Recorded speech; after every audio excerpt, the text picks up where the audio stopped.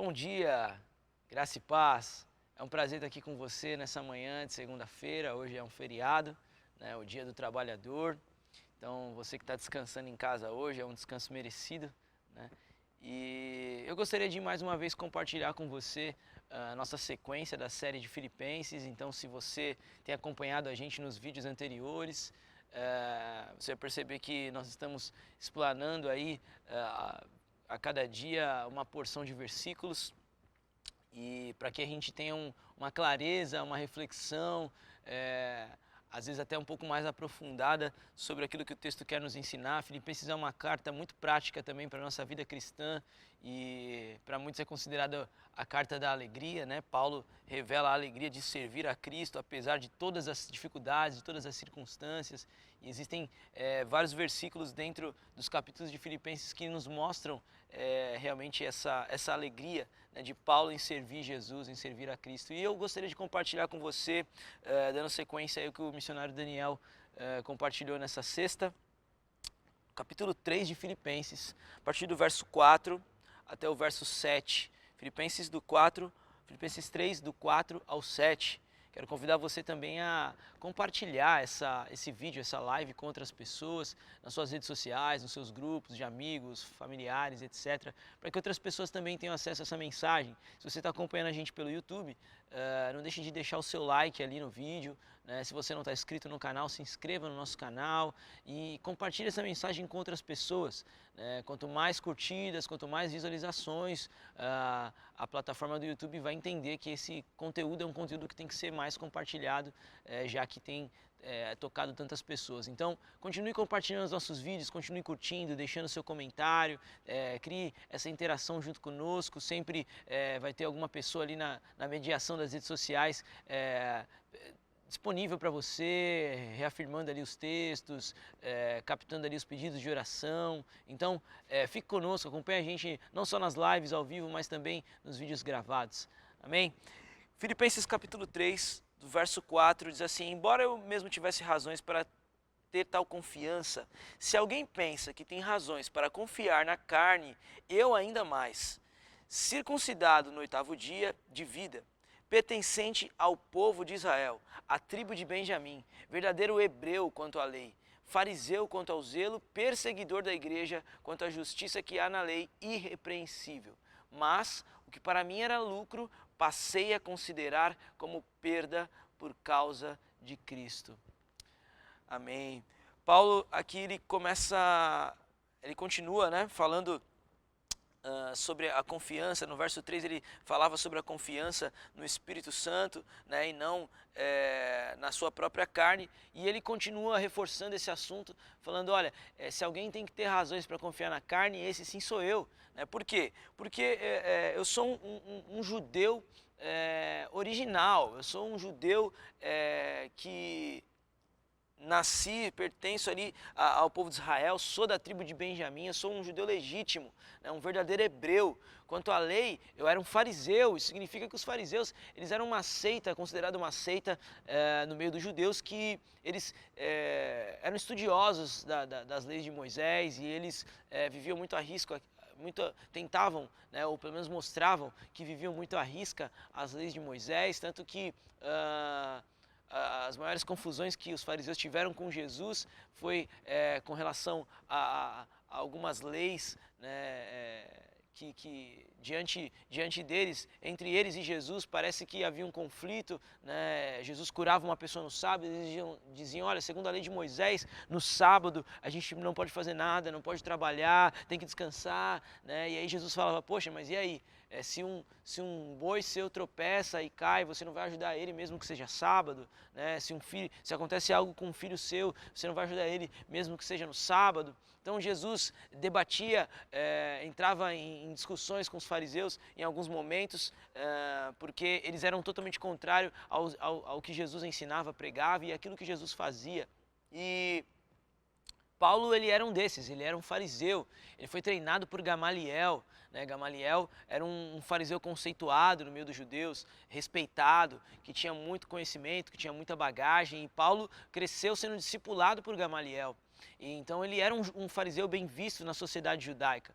E ele reafirma isso aqui, né, no verso 5. E ele continua: quanto ao zelo, eu era perseguidor da igreja. Então ele diz: olha, eu não era só um fariseu que conhecia a lei, mas eu era tão zeloso por aquilo que eu fazia, que eu perseguia a igreja de Jesus. Eu persegui os cristãos. Paulo, quando se converte no caminho para Damasco, o que ele estava fazendo? Ele estava indo perseguir, mandar prender os cristãos, com autorização do sumo sacerdote. Ó, tem uma carta aqui por escrita assinada do sumo sacerdote: eu autorizo Saulo de Tarso a perseguir e prender aqueles que se dizem seguidores do Jesus, do Jesus de Nazaré, do Nazareno, aquele que foi crucificado, condenado e tudo mais. Então Paulo, ele tinha um zelo muito grande por aquilo que ele fazia, aquilo era um estilo de vida para ele. Ele era praticamente, talvez no popular brasileiro, ele era um fanático, né? Ele era alguém que realmente vivia em função daquilo e ninguém iria desvirtuar ele do caminho, mas até que ele tenha um encontro real com Jesus. Ele fala: olha, quanto à justiça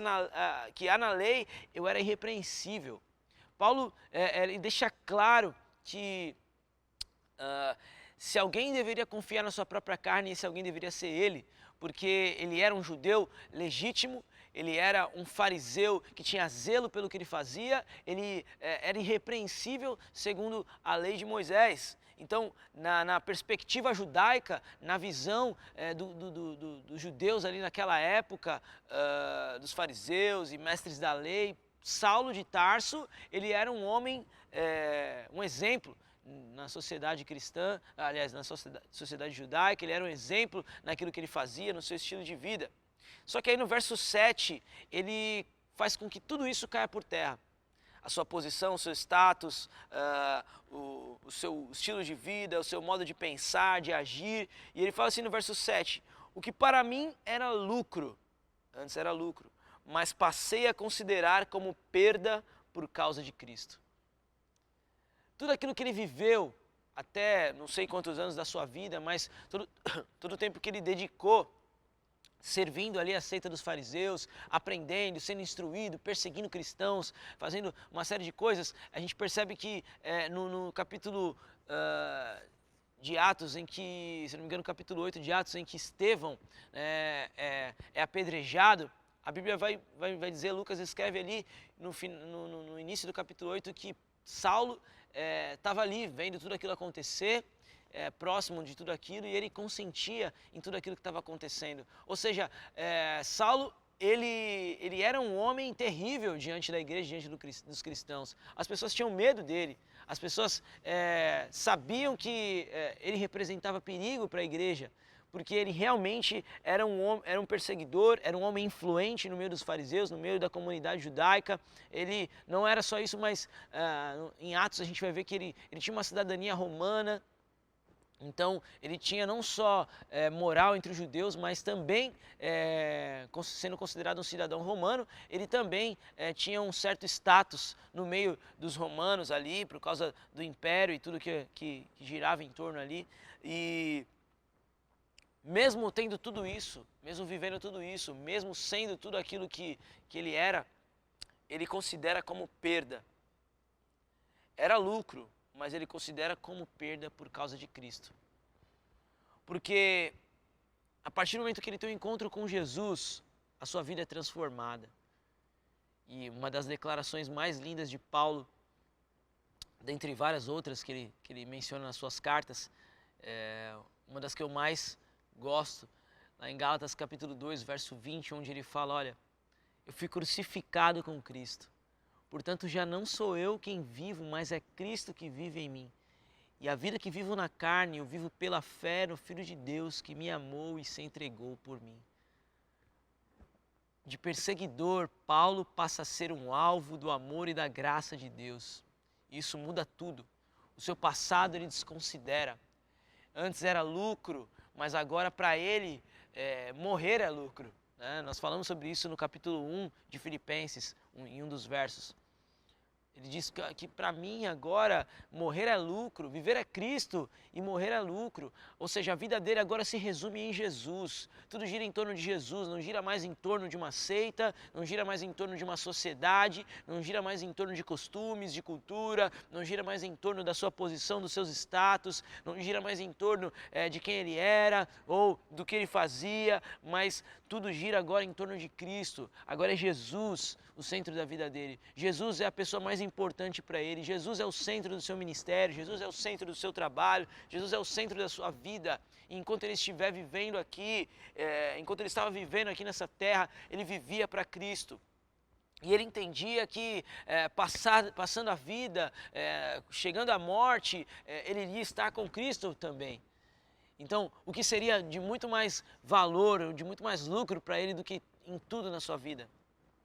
E sabe, irmãos, isso tem muito a nos ensinar, que não importa quem nós somos na sociedade, não importa o status que nós temos, não importa o dinheiro que nós temos, não importa aquilo que eu faço, deixo de fazer, os meus dons, os meus talentos, naquilo que eu sou bom, a minha área de conhecimento, o que eu domino ou o que as pessoas veem em mim. O que importa, irmãos, é que tudo é sobre Jesus. A nossa vida é para Ele, nós vivemos para Ele.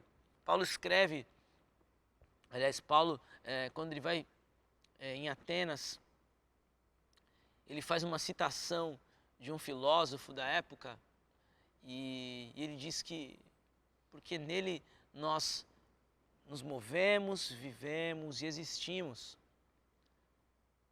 Sabe, tudo gira em torno de Jesus. A nossa vida precisa girar em torno de Jesus. Não é sobre o meu sonho pessoal, a minha realização pessoal, é sobre aquilo que eu quero.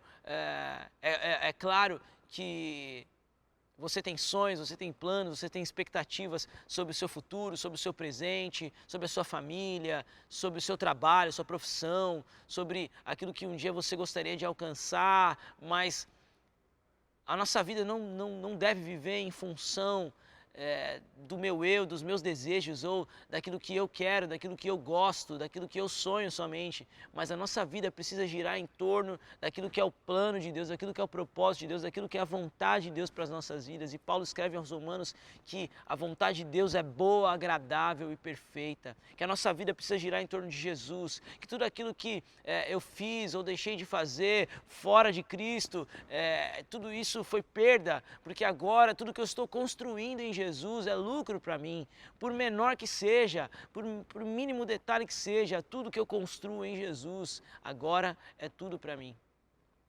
Por isso, construa sua casa, construa sua família em Jesus, construa o seu casamento em Jesus, construa a criação dos seus filhos em Jesus, construa a sua vida profissional em Jesus, construa os seus sonhos, os seus planos em Jesus, construa a sua vida em Jesus, que Jesus seja o centro da sua vida nesse dia, nessa semana, neste ano e por toda a sua vida, em nome de Jesus, em nome de Jesus, que possamos aprender com o apóstolo Paulo nessa manhã, sabe, entendendo que tudo que eu vivi antes poderia ser lucro, mas agora, por causa de Cristo, eu considero tudo como perda.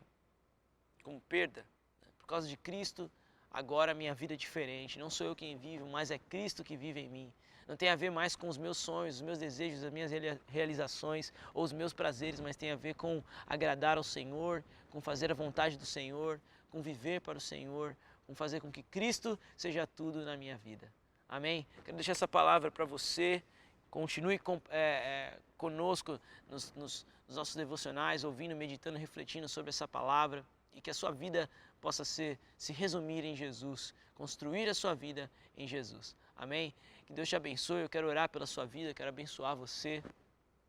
Pai, obrigado por essa manhã. Obrigado, Jesus, por essa oportunidade, Senhor, de estarmos aqui reunidos em Teu nome, sabe, podendo compartilhar esse momento devocional, essa palavra. Obrigado, Jesus, eu quero Te louvar, Senhor, porque o Senhor tem aberto nossa mente, nosso entendimento, Jesus, e eu oro para que tudo que fizermos aqui seja para honrar o Senhor, Pai, que a nossa vida seja para honrar o Senhor, que nesse dia de descanso, Senhor, sabe, esse dia onde muitos de nós estamos refletindo sobre aquilo que temos, que somos, a nossa vida, Senhor, que possamos, ó Pai, viver para Ti, Senhor, possamos fazer tudo para a glória do Teu nome, Senhor. Que tudo que fizermos possamos fazer para honrar ao Senhor, ó Pai. Que o Senhor nos capacite para isso, nos ajude, nos dê direcionamento, nos dê sabedoria, Senhor. Que os nossos sonhos, os nossos planos, que as nossas realizações, ó Pai, sejam resumidas no Senhor, ó Pai. Sejam construídas no Senhor, sejam fundamentadas no Senhor, ó Pai. Por isso, seja exaltado, Senhor, nas nossas vidas, ó Pai. Guarda cada casa, cada lar, cada família, Senhor. Guarda, Senhor, o Teu povo.